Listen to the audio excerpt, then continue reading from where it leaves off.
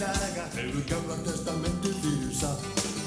Hann upp í munn og ofan í maga á óðarstórum hval Jónas datt. Jónas datt í maganum á stórum hval, rosa stórum hval. Jónas datt í maganum á stórum hval og þá var honum ekki seitt. Jónas hrópaði hátt og gaf og til himna loksins leið að kallið bar. En vonið dagskapa hann var orðinn desperat þegar drottinn í leikinn skall. Jónas datt í maganum á stórum hval, rosa stórum hval. Jónas datt í maganum á stórum hval og þá var honum ekki